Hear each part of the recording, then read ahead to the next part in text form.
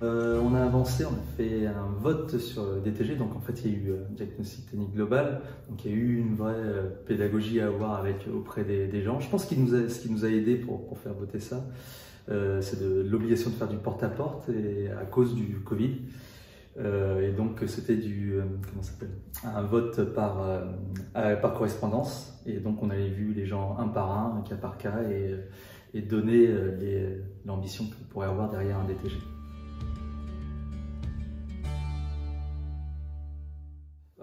Moi personnellement, c'est parce que mon âge, etc., je suis sensibilisé par l'écologie. Après, d'autres personnes, ce serait plutôt de voir un confort, soit un confort d'été, soit un confort d'hiver. Et en fait, chaque copropriétaire a son propre intérêt personnel. J'en citais une qui préfère léguer un appartement à sa fille, qui sera parfait, qui aura une valeur patrimoniale très bien, et qui ne sera pas bientôt en péril, quoi, en gros. Bon, on est encore au stade de l'étude. Je sais qu'il y aurait l'isolation par l'extérieur, que ce soit la toiture ou les façades, certainement aussi les planchers bas. Mais si on fait ça, il faudra certainement ventiler, puisqu'on a des problèmes de moisissure actuellement. Et donc ensuite peut-être voir ce qui peut être possible au niveau de la chaufferie. Donc ce sera vraiment principalement ça.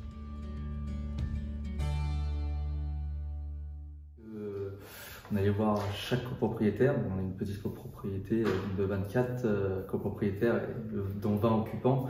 Et donc chacun voit midi à sa porte son intérêt, soit le confort d'été, soit le confort d'hiver, la chaufferie, moins payer de charges, avoir une valeur patrimoniale différente et meilleure. Et donc voilà, c'est là-dessus qu'on s'est engagé. Et je trouve que c'est très individuel finalement.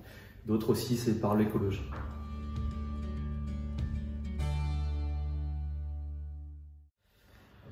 Finalement non, alors peut-être par chance on connaît un peu, parce que c'est une petite copropriété, un peu tout le monde. Il fallait très peu convaincre finalement, hein. Tout le monde était convaincu. Pour l'instant c'est juste en stade DTG, on est juste en stade d'étude, on n'est pas lancé sur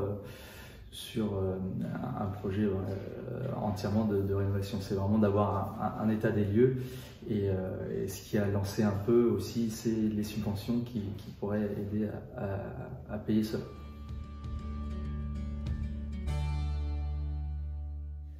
Bah, c'est peut-être de démystifier oui, certaines choses qu'on ne comprend pas en tant que particulier et non et travaillant pas dans le bâtiment. Ça permet de démystifier aussi la réglementation qui n'arrête pas d'être changeante, notamment sur les subventions qui sont apportées. Je crois que j'ai challenge beaucoup, je les embête beaucoup, j'ai l'impression, mais en tout cas ils sont disponibles pour répondre.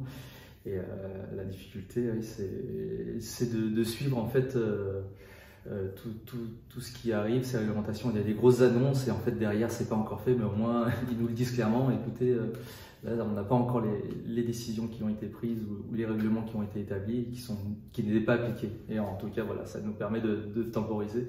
Et je pense qu'après sur une rénovation, bien sûr il pourrait nous apporter beaucoup d'éléments et aussi nous apporter de la certitude dans nos choix.